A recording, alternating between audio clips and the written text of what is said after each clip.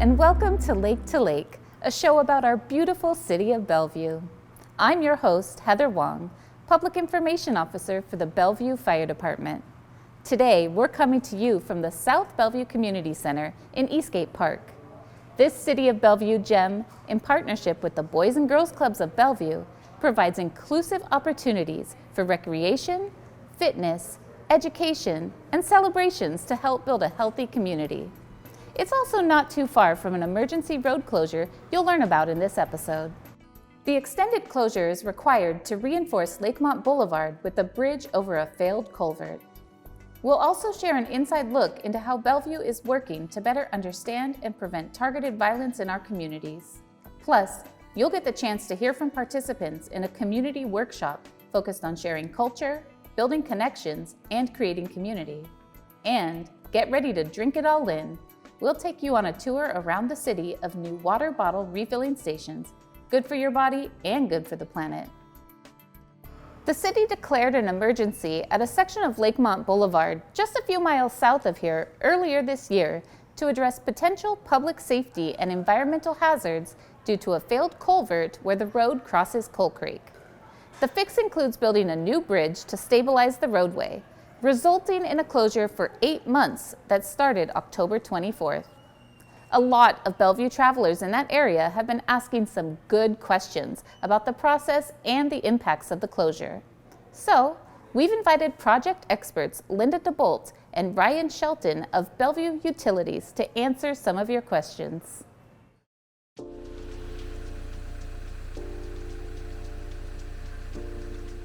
This is an emergency project because the high risk to the public of the roadway collapsing and failing and the impact that would have on the traveling public and others that use the area for recreation. And really the failure of this roadway is anticipated to be a big problem because of the culvert that is underneath the roadway. We discovered earlier this year that the culvert that is carrying Coal Creek underneath the roadway is degraded to the point where it doesn't have a bottom. And so the stream that the culvert is carrying, given a heavy storm, could basically fail and take the whole roadway with it.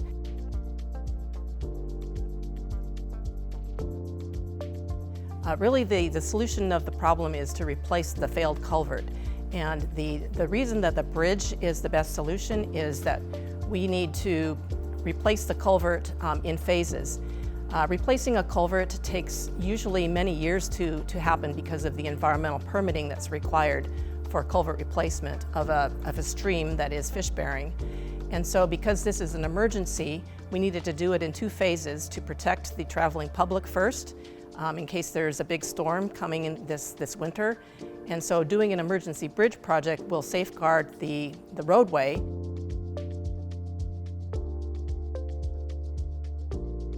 It will take 8 months to build a bridge because we are constructing a brand new permanent bridge. We will be constructing over 60 piles that will be installed to depths of 20 to 33 feet below the existing roadway depth to reach solid ground. And we will also be excavating and removing over 40 feet of roadway embankment. There will be a lot of concrete on this job, and the piles, abutment walls, and the bridge deck that will require time to harden and cure. And the construction area is relatively compact due to site constraints, which means the bridge components will be constructed sequentially and with minimal opportunity for construction overlap.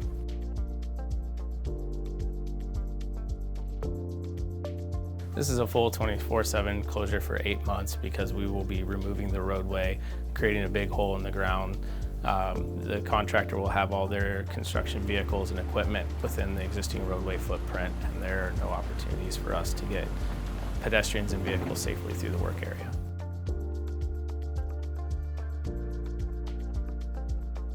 No, unfortunately, we're not able to provide access to essential services and emergency services because, again, will be a large hole in the roadway, and we'll have the roadway blocked with other construction equipment. So essential services and emergency services will be able to get access to the existing places they need to go through the detour or other alternate routes that they've devised.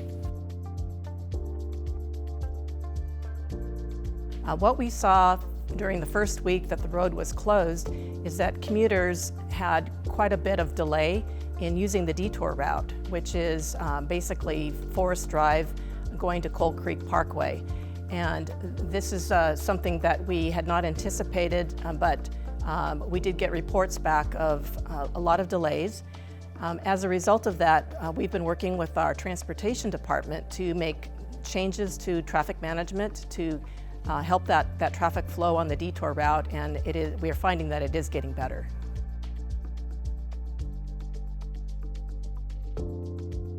The advice that we would have is twofold. One is to plan to use a different route if possible for each person's trip. When that's not possible, we do suggest that people who are using that detour route plan for a longer time of travel so that they can get to their destination on time.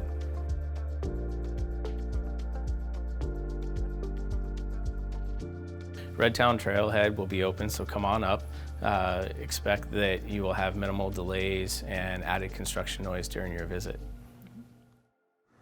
Thanks to Linda and Ryan for taking the time to thoroughly answer those questions. We asked questions of a few other experts on a completely different topic for this episode. On October 12th, the city held an event hosted by the city's threat management team, featuring national experts highlighting the process of assessing potential threats of targeted violence in schools and communities and their strategies for preventing this kind of violence. We sat down with the event presenters to learn more about what our city is doing on this front and what we can all do to help. I'd like to thank you all for being here today. We're really excited to bring this to the community and to our partners as well.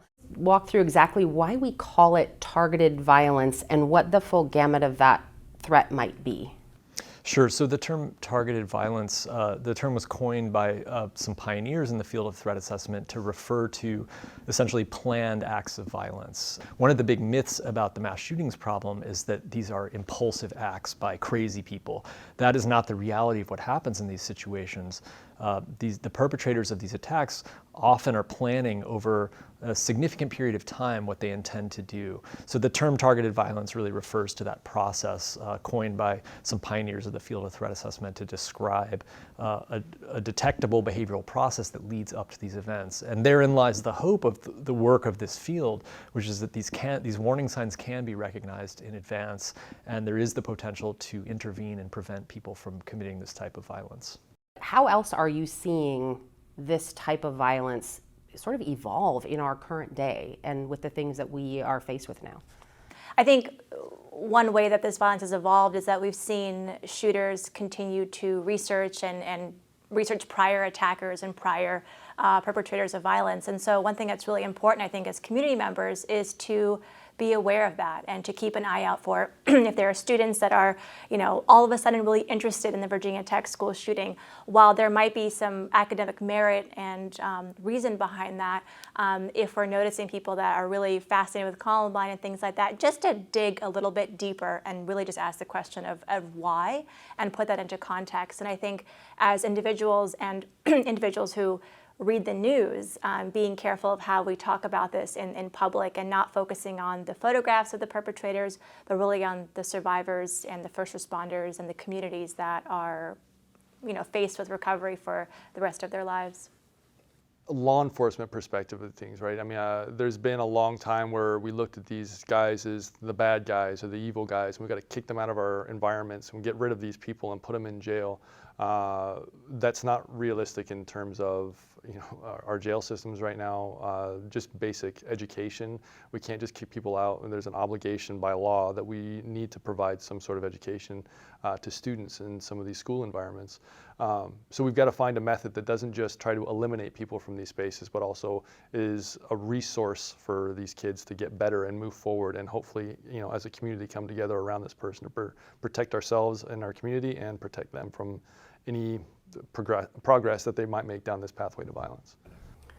That's a great segue into the next question, which is really about what you all are hoping to achieve today in these two different sessions that we have. So we've got this summit where we're really working with partners and with our business community, trying to help them to get into that prepared space, but then also that awareness part to the broader community in the forum tonight. So maybe kind of talk a little bit about how both of those pieces are really important to the equation of an overall better prepared community together. When we were sort of visualizing what this summit would look like, the initial thought process would be that we would do the training because the main goal is to get the people in businesses, in schools, in houses of worship, hospitals, the training that they need to form their teams. It's no good going out and telling the world about threat management if they don't have an active team to go take the information to. One of the things that has slowly evolved is that typically it's been a see something, say something, and that typically goes to the police. When the police get this information, it typically gets evolved through a lens of, is this a crime or is this not a crime, or do I need to get some crisis intervention going and then I'm done with that call, right? This is a longer term process on this, and it's not going to be solved just in the police world. We have to have community engagement, so we have to do the outreach. We have to put our feelers out into our community and say, hey, we need your help. And then once we get the team set and we get this network of threat assessment groups, then we say, hey, look, community, this is what we're doing. This is what the city of Bellevue is doing. This is the path forward, because a police-only response on this is not doing it at this point. We're seeing this over and over and over again over the last, especially the last 24 years. We're getting more and more shootings rather than less, despite how good we are really getting at police response. There's a saying in this work, you can't connect the dots if you can't collect the dots. And sometimes it's members in the community, it's teachers, it's soccer coaches, it's parents who might see something or hear something and just have that strange, vibe of this isn't quite right. And so I really want to encourage them to speak up, to share that information, and I think most importantly to take the time to build those relationships and to build those threat assessment teams, so that we can make sure even if someone's in elementary school or college or they're now working, in the city aspect, that balls aren't dropped, and that if we need to get someone help, that we're in a position to do so. If you would like to see the complete interview, you'll find it on our Bellevue Television YouTube channel or on Cable Channel 21. In an effort to help unite Bellevue's diverse residents, the city has been researching for several years the possible development of a cross-cultural center that will bring people together around shared intercultural experiences. This effort launched in the fall of 2023 with residents sharing their visions for a cross-cultural center without walls where events can take place around the city. These cross-cultural experiences will be designed around active intercultural engagement, learning, and exchange. The intent is to create interactions between people and groups from different racial, ethnic, cultural, and other backgrounds. The city recently held a community workshop focusing on strategies of how to do just that. Here's a look at how it went and what people learned. It's really important that you and me, we can be looking different, but at the end of the day, we have a lot of things in common, right? And we don't know what is in common. And when we do these cross-cultural things, we can find what we have in common, you and me, and we'll make sure that the city will be a better city if we understand each other better. We're here for the first community workshop to talk about the Cross-Cultural Center Without Walls. This is a project that's been in conversation in the community for about 6 or 7 years now. And finally tonight, we are on the first step of moving conversation into action. And really, we're here to hear people's ideas about what kind of cross-cultural activities and events that they would like to participate in. So why is this important? Why are we focusing on cross-cultural work when we have so many cultural options? And the reality is, I think many of you already know the answer to this question.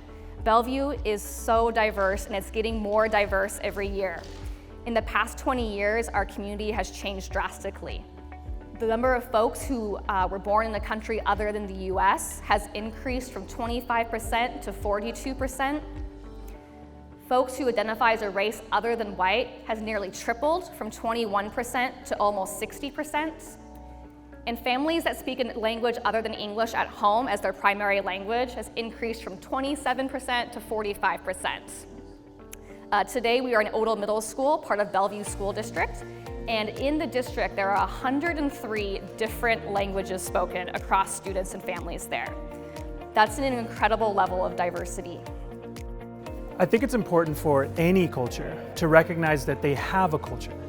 When you are within your own culture, whatever that may be, whether you're Bellevue, whether you're Eurocentric or Caucasian, you don't recognize that you're in your own culture until another culture comes.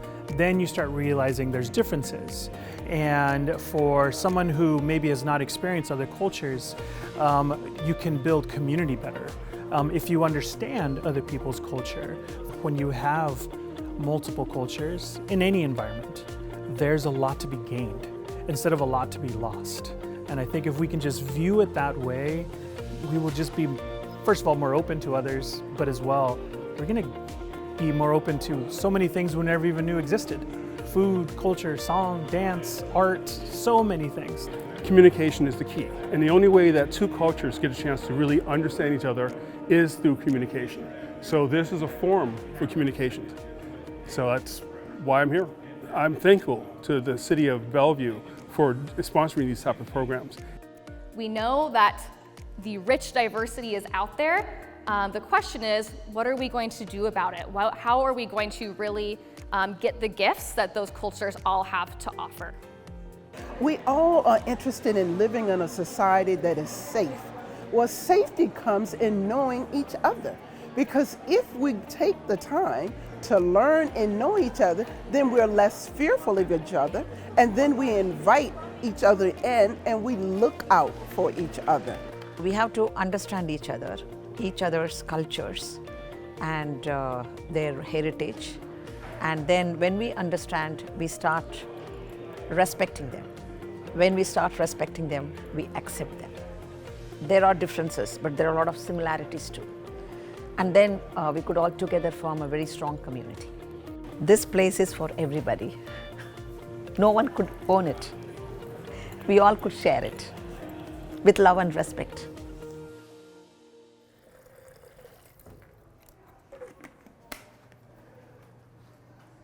If you would like to see the entire event, you can find it on our Bellevue Television YouTube channel or on Cable Channel 21. South Bellevue Community Center, or SBCC, offers many fun fitness activities from gentle yoga to boxing fundamentals that are sure to work up a thirst, which can be conveniently replenished right here at this brand new free-to-use water bottle refilling station. But this isn't the only new refilling station in Bellevue Park's facilities. Aaron Hislop, the city's Conservation and Outreach Program Administrator, is here to tell us more.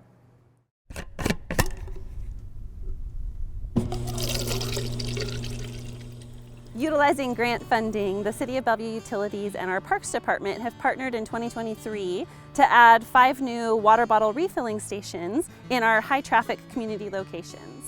We also purchased reusable recycled content water bottles for anyone that might need one. So our hope is that we are increasing the equitable access to our really clean, safe, healthy drinking water where we live, and also reducing the use of single-use disposable plastics. So as part of this grant, we have opted to increase access to our clean drinking water throughout our community locations.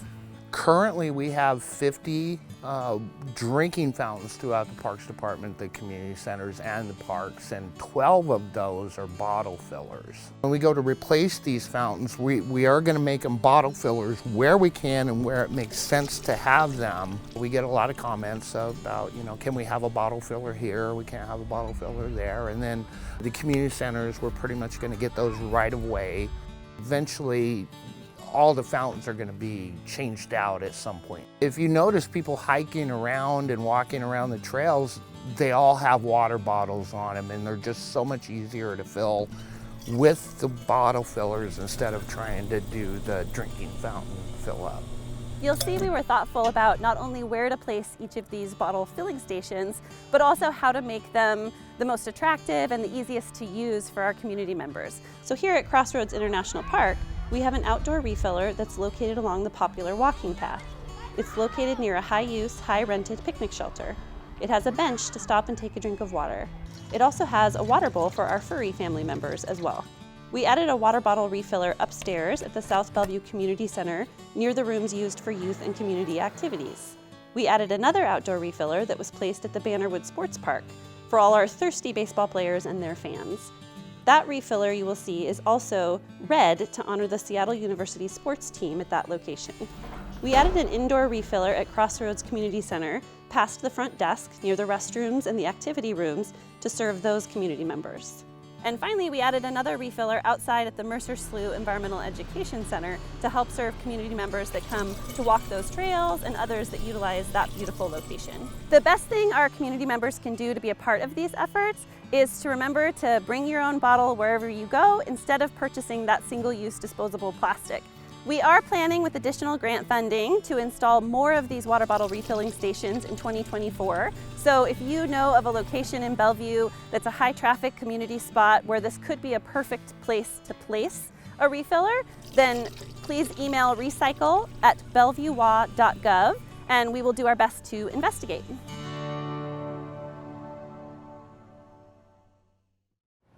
Thanks, Erin. That's all for this month's Lake to Lake. If you have any feedback or questions for us, please email us anytime at btv@bellevuewa.gov. Also, be sure to subscribe to our YouTube channel where you'll find the city's latest video news and information. I'm Heather Wong. From all of us at Bellevue Television and the City of Bellevue, in this season of thanks, we say thank you for watching Lake to Lake. Have a great day.